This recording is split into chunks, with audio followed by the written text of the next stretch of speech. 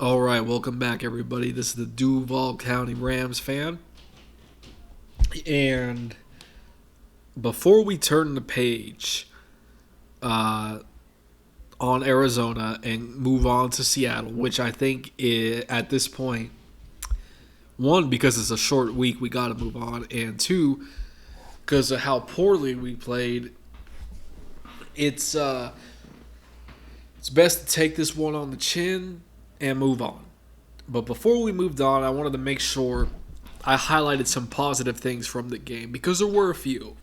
There were a few, not many, not many at all, but there were a few from the game. So I thought it was important to highlight that um, before we moved on to Seattle. So let's take a look. There was basically three things here.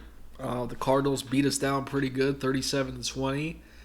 But one thing that did look good was our offensive line right here. In this matchup, the offensive line's assignment was to protect Matthew Stafford against five-time Pro Bowler J.J. Watt and Chandler Jones, who recorded 5 sacks in a single game in Week 1. To that end, the Rams' offensive line gave up 0 sacks in the game and provided Matthew Stafford enough time to make reads and get off clean releases. The blockers up front also created a good push to facilitate an effective rushing attack, of which we had 121 yards, and Darrell Henderson had 6.4 yards per attempt. So we got whooped on Sunday, but it was not because of the offensive line. The offensive line has been a bright spot these past 4 games. I'm very proud of this group. I am particularly very proud of Brian Allen, who did I think he had 1 or 2 penalties this past game. That's not a big deal. Those things, well, it is kind of a big deal, but those things will happen. I'm not gonna crucify him for that. But I thought they played very well. They gave up against that Arizona physical front, and Arizona came out hitting too, man, and they held their ground. So very, very proud of the offensive line. That's as long as you guys keep playing like that, we'll go far. So thank you for putting in the work, and thank you for performing well. You know, I know it is not easy for you guys. I know you guys have had a lot of pressure.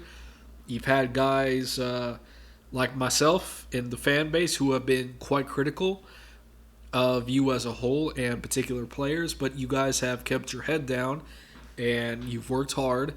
And as of 4 weeks into this NFL season, you've played very well. You've been a pretty big bright spot for us. So congratulations, keep it up. All right, I'm very proud of this group.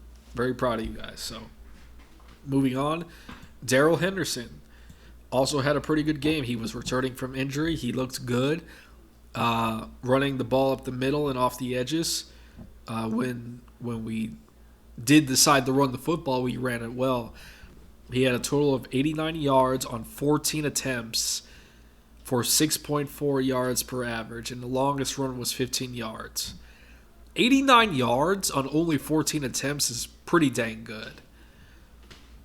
He also had 5 catches for 27 yards. Yes. He gave up no fumbles during the game, unlike Sony Michel. For one, I wish he would have kept Sony Michel in the game. I understand why he benched him, though. You can't fumble the ball, Sony. You can't fumble the ball. But he only had, I think, like 3 rushing attempts, and he had 11 yards. So Sony looked like he was going to have a good game too, but he got pulled because of that fumble, which I get. I'm not disagreeing with Sean with pulling him because of that, but I would have liked to see him more. But I wish the run game would have been more of a focal point, given how our offense played in this game. But this is about Darrell. Darrell played pretty well. And after his first game coming back from an injury, that's pretty impressive. So proud of Darrell because Darrell has had to deal with a lot of injuries, and he's come back. He hasn't complained. He's kept his head down. He's worked hard, and he performed well yesterday. So I'm proud of Darrell. Just keep it up, all right? Keep it up. And the last person, Van Jefferson, and he goes on to say this game will go down as the Rams' better passing games. No, it will not. But Jefferson was able to make one of his better games. He had 6 catches for 90 yards and a touchdown. That's pretty good. His dad, who used to be a receiver, is working as a receivers coach for Arizona. That's pretty crazy. I did not know that. Jefferson is showing growth in his second year and continues to show up as an integrated target for Stafford. So Jefferson had a good game. I like his development. He's a Florida product, so I have a lot of friends who are big Gator fans, and they have spoke very highly of Van Jefferson. And Sean spoke very highly of him too in the offseason. He said that Van worked very hard, and he's showed a lot of growth between last year and this year. So very, very good to see. He was the one who caught Matthew Stafford's first touchdown pass in that Chicago game on Sunday night. And he's looking good, so keep it up, Van, because we need as many receiving options as we can for Matthew. Because as the season will wear down, teams will clamp down on the likes of Cooper Kupp. They will clamp down on Deshaun Jackson. So it's important to have third, fourth receivers that are able to produce in a big way. And it looks like Van is emerging as one of those players. So that's going to be it for now, guys. I just wanted to highlight a few positive things from this past game. I know it was rough. I know if you were like me, I was quite salty at the result and the whole game as a whole, but it's football. These things happen. So we're moving on. We got beat up a little bit. It happens. What do you do when you get beat up? You stand back up and you move on. It is what it is. So that's what I am hoping we will do.